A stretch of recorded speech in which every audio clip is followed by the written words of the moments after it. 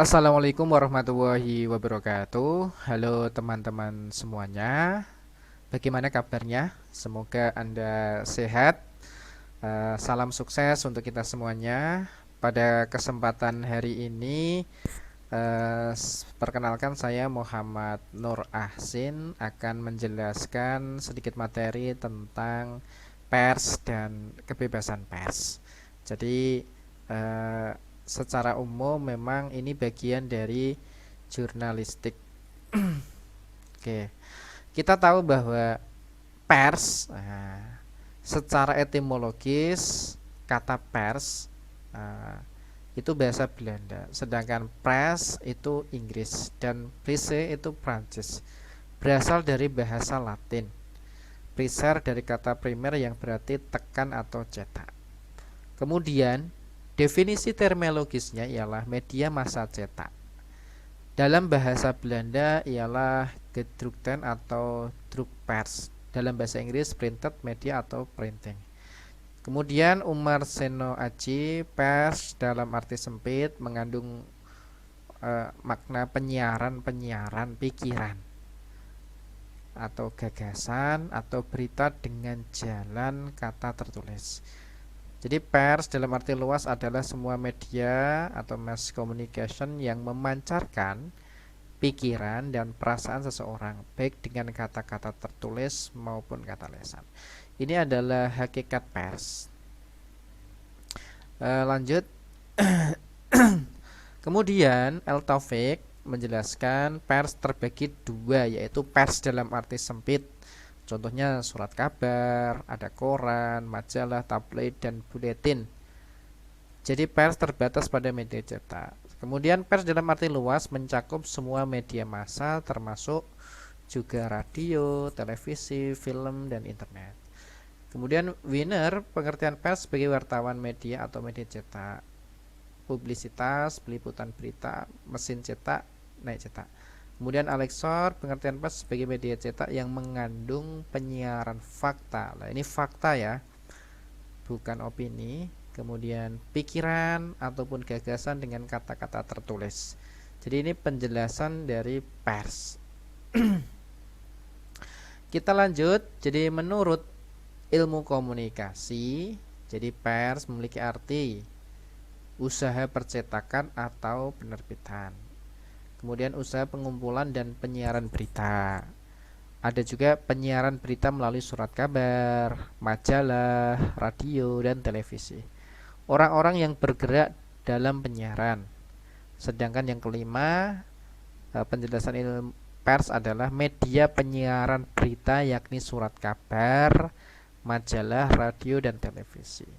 Jadi berkaitan dengan definisi ini, jadi kita bisa lebih memahami apa itu pers. Kemudian ada undang-undang pers ya. Jadi undang-undang pers ini banyak. Jadi yang kita bahas di sini salah satunya Undang-Undang Nomor 40 garis miring tahun 1999 pasal 1 ayat A. Pers adalah lembaga sosial dan wahana komunikasi massa yang melaksanakan kegiatan jurnalistik meliputi mencari, memperoleh, memiliki, menyimpan, mengolah, dan menyampaikan informasi baik dalam bentuk tulisan, bisa suara dan gambar, serta data dan grafik maupun dalam bentuk lainnya dengan menggunakan media cetak, media elektronik, dan segala jenis saluran yang tersedia. Ini penjelasan dari pers. Jadi media cetak masuk pers, media elektronik seperti website juga bisa, televisi juga masuk. Kemudian lanjut, ini ada fungsi pers. Jadi pers itu ada banyak fungsinya. Jadi menurut Undang-Undang Nomor 40 tahun 99, jadi pers nasional mempunyai fungsi sebagai media informasi, pendidikan, hiburan, dan kontrol sosial. Jadi bisa dijadikan sebagai media informasi kepada masyarakat. Pers juga bisa menghibur, nilai ada unsur nilai pendidikan dan sebagai kontrol sosial. Kemudian pers dapat berusaha sebagai lembaga ekonomi. Lanjut. Kemudian pers berfungsi sebagai media informasi, memberikan berbagai informasi yang penting dan bermakna bagi masyarakat untuk kehidupannya, termasuk di berbagai bidang, aspek atau dimensi. Contoh informasi tentang kebijakan, program, dan peraturan negara kepada masyarakat agar cepat diketahui. Pers juga menjadi sarana informasi antar individu atau kelompok dalam masyarakat. Oke, lanjut. Kemudian penjelasan selanjutnya adalah pers berfungsi sebagai media pendidikan. Apakah bisa pers berfungsi sebagai media pendidikan? Tentu bisa. Pers memuat atau menyajikan tulisan yang mengandung pengetahuan sehingga masyarakat bertambah pengetahuan dan wawasannya. Karena orang yang suka membaca hakikatnya tentu akan menambah informasi yang didapatkan dari proses membaca. Tegasnya pers mendidik masyarakat untuk lebih meningkatkan pengetahuan dan pemahaman dan keterampilan. Kemudian pers berfungsi sebagai media hiburan. Ya, memang di dalam pers itu juga ada rubrik sastra atau TTS karikatur yang fungsinya juga bisa memberikan hiburan yang humor atau jenaka yang mengandung imajinasi yang positif. Kemudian pers berfungsi sebagai media kontrol sosial. Contoh, kontrol masyarakat terhadap jalannya roda pemerintahan. Istilah kontrol sosial terkandung makna demokratik atau open management yang di dalamnya terdapat unsur-unsur. Ada keikutsertaan masyarakat rakyat dalam pemerintahan, pertanggungjawaban pemerintah, dukungan rakyat terhadap pemerintah, dan kontrol masyarakat terhadap tindakan pemerintah. Jadi masyarakat atau mungkin pers bisa mengontrol kebijakan-kebijakan yang sudah diterapkan, misalkan gubernur, bupati, wali kota, bahkan seorang presiden. Kemudian tajuk rencana. Jadi ini adalah opini berisi pendapat atau sikap resmi dari suatu media sebagai institusi. Lanjut. Jadi hak-hak pers menurut Undang-Undang Nomor 40 Tahun 1999 Pasal 4, kemerdekaan pers dijamin sebagai hak asasi warga negara. Jadi pers itu pemerintah memberikan kemerdekaan bagi insan pers yang bekerja dan ingin menyampaikan informasi. Kemudian terhadap pers nasional tidak dikenakan penyensoran, pemberdayaan atau pelanggaran penyiaran. Untuk menjamin kemerdekaan pers, pers nasional mempunyai hak mencari, memperoleh, dan menyampaikan gagasan dan informasi. Kemudian dalam mempertanggungjawabkan beritaan di depan hukum, wartawan mempunyai hak tolak. Jadi wartawan bisa memiliki hak tolak.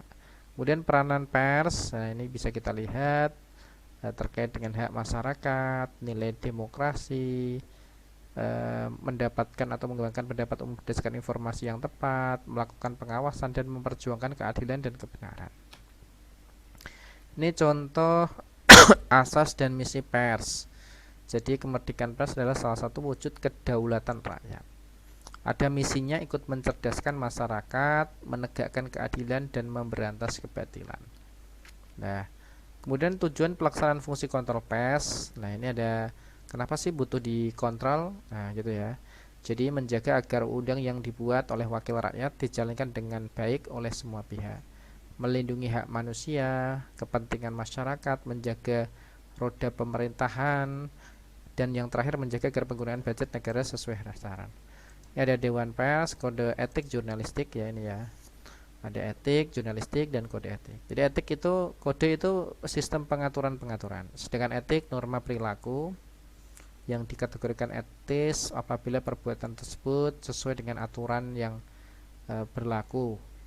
Kemudian jurnalistik profesi dalam kegiatan tulis menulis. Kemudian kode etik jurnalistik gitu ya. Tadi kurang dikit. Kemudian yang terakhir penjelasan. Kemudian kebebasan pers. Jadi pers itu punya kebebasan. Kebebasan pers adalah kebebasan mengemukakan pendapat baik secara tulisan maupun lesan melalui pers seperti harian, majalah, buletin dan sebagainya. Kemudian kebebasan pers di berbagai negara mempunyai pengertian yang berbeda. Jadi macam-macam itu ya. Kemudian ada hubungan yang bersifat mitra atau partnership, interaktif, positif dan dinamis antara pihak pers, masyarakat, dan pemerintah. Jadi pers itu punya banyak kelebihan ya, dan itu mitranya pemerintah dan juga mitranya polisi. Jadi seperti halnya polisi itu juga dekat dengan wartawan karena mereka memiliki saling ketergantungan atau simbiosis mutualisme. Polisi, seandainya pemerintah atau siapapun itu bisa melakukan sesuatu hal dan bisa bermitra kepada wartawan dan juga kepada masyarakat. Demikian yang bisa sampaikan, mudah-mudahan bermanfaat. Terima kasih, saya akhiri. Wassalamualaikum warahmatullahi wabarakatuh.